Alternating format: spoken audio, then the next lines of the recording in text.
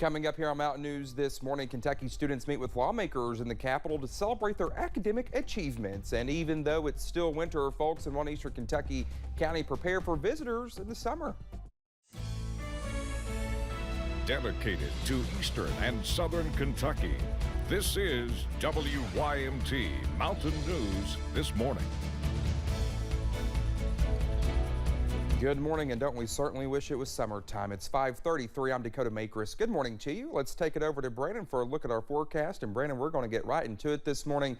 The rain's already here, and that system that you all have been forecasting, well, it's here, and the ice is shortly to follow. It's close. It's close by. It's already in central Kentucky and back into western Kentucky, places like back toward Louisville. Maybe seeing a little bit of mixing right now. They're in the 30s out that way this morning. Still in the low 40s in Lexington, but you can tell a marked change between eastern Kentucky and central Kentucky there this morning. Heavy rain falling into parts of Wayne County, West Virginia, through Lawrence County and Johnson County here in Kentucky, and then over into Buchanan and Dickinson counties in Virginia, and parts of Mingo and Pike counties there along the border over that way as well. 41 Lexington, 34 Louisville, but still 54 Monticello, 50 Hazard, London, Somerset, and Prestonsburg, upper 40s across most of the area, but Ashland down to 43 as well. So those temperatures are going to drop in those northern counties, and you can see the wind already shifting in the eastern part of the state, still coming in from the south, but really behind that front, that's Arctic air cranking in from the north there. So we're going to continue to see that trend push east. Breakfast forecast for today, if you're getting up and getting out and about, do it early, because once we get later into the afternoon, that's going to transition over. And like the governor said in his state of emergency address, stay off of the roads after a certain point today, especially when you see that transition begin. Dakota? All right, Brandon, thank you. Well, the FBI is still working to find out who called in a bomb threat at Kentucky State University. The campus was placed on lockdown on Tuesday. Now, they were given an all clear a few hours later. K-State was one of several historically black colleges nationwide to receive threats.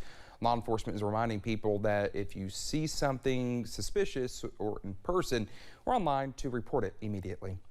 Advocates of the gun safety car bill say that it will soon be filed in the state legislature and say it has bipartisan support. Our Zach Hawk has more on what the law would do and what opposition it faces. Whitney Austin is a survivor of the 2018 Fifth Third Bank shooting in Cincinnati. Founder of Whitney Strong, Austin is now an advocate for the car bill, saying it could save lives in Kentucky. The largest number of deaths in this space is attributed to suicide that's completed by firearm. It's more than 500 people in 2020, to be exact. The car bill allows law enforcement to request judicial approval in order to remove a firearm from a person facing a mental health crisis. We wanted to make sure that it was used judiciously and that there was a very narrow path for temporarily transferring that firearm. It's important to make sure that we take the Second Amendment seriously, and that is truly only being used to prevent crisis moments. The bill will file with bipartisan support from Democratic Senator McGarvey and Republican Senator Hornbeck. But NRA State Director Art Tom says the organization opposes the bill. This red flag law, like all red flag laws, lacks due process protections. That's where we oppose the bill. Arguing that the individual losing the firearm deserves to participate in the court process. A red flag law, right on its face, is basically a guilty until proven innocent, and that's just not the way that it should be. Austin says Whitney Strong is committed to a bipartisan approach to reducing gun violence in Kentucky. Zach Hawk, WYMT Mountain News. CAR stands for Crisis Aversion and Rights Retention. Whitney Strong officials cite success in states with similar laws where rates of firearm suicide drop between 7 and 14% after the law is enacted. Austin expects the CAR bill to be filed in the coming weeks and hopes for a hearing in the General Assembly. A Wayne County man is facing serious charges in a rape case. Frank Bray of Monticello is charged with 1 count of rape. Deputies were recently called to the Wayne County Hospital Monticello after a child under the age of 12 was taken there for treatment. We're told it happened late last year and police just collected enough information and evidence to make the arrest. Bray is being held in the Wayne County Detention Center on a $50,000 cash bond. Domestic violence and sexual abuse are topics that many want to avoid speaking about, but a group of women in one town are using the stage to open a dialogue and spread hope to those who may need it. Our Jordan Mullins spoke to those involved with the production of the Vagina Monologues in Prestonsburg and how they are helping women who may be in an abusive relationship. A group of women in Prestonsburg are gathering to discuss important topics in their lives. We cover every topic from birth to sexuality to confidence to abuse and everything in between. The Vagina Monologues was written in 1994 and has since become a way for women to relate to others' stories and find the confidence to speak on their own experiences. I think it's easy, us living in America, that we can sweep problems from around the world kind of under the rug and choose to change the channel if we want. But it's factual and it's real, and it needs to be discussed. The show, which will be in the Gerhart Auditorium in Prestonsburg on February 10th, 11th, and 12th, will be donating all of its proceeds to Turning Point Domestic Violence Services. Being able to provide them with a safe place and a community behind them so that they know that there is hope and there is a chance to start over, because they have not only the staff at Turning Point, but they've also got community support. Discussing and celebrating the lives and experiences of womanhood. Let's empower women. We're moving up in the world.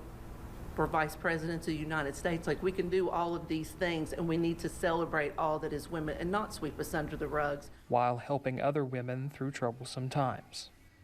In Floyd County, Jordan Mullins, WYMT Mountain News. Well, officials with Turning Point say the support from the community is crucial to the services they provide. To find out more about Turning Point, you can look for this story on WYMT.com. Well, this month is Gifted Education Month here in Kentucky. The Gifted Education Month proclamation ceremony took place at the Capitol Rotunda. Students got to meet with legislators and participate in the proclamation signing ceremony. And Governor Andy Beshear was there as well to thank students and faculty. And I don't know about y'all, but I think this generation of students is really special. We have asked them at a younger age than we've ever asked anybody to make a whole lot of sacrifices during this pandemic. Well, officials said this year's budget includes $6 million each year in gifted and talented initiatives, adding that the gifted programs offer ways for students to have innovative ways of learning to accomplish great things. Well, it's a little chilly throughout the region right now, but folks in Floyd County are preparing for visitors throughout spring and summer. Prestonsburg Tourism welcomes in hundreds of guests via motor coach tours to visit Jenny Wiley State Resort Park, see a show at the Mountain Arts Center, or just to experience Eastern Kentucky hospitality. Officials say these motor coaches impact the economy greatly and bring in thousands of dollars on a daily basis. When you see those big motor coach buses rolling through town and you think, oh, well, maybe they're just passing through. No, more than likely they're staying somewhere here in Eastern Kentucky, and it's such an incredible market for the Eastern Kentucky region. Well, Johnson says a motor coach can bring in $1,500 or more per day into the region, and there are already motor coaches planned for March visiting from San Diego, California. The Lexington Humane Society is taking a unique approach to raising money. For only a $10 donation, volunteers will write your ex's name on a litter box. So adorable kittens do what kittens do in litter boxes on top of your ex's name. In a Facebook post, the Humane Society said cats can be spiteful creatures, and they are more than happy to take a number 2 on your former number 1. Well, just had this morning, a famous singer and actress opens up about her rekindled relationship. That's next. We're tracking a potential mess moving through our region the next couple of days with a strong cold front. It can bring all kinds of things with it. I'll have the possible impacts in about 3 minutes.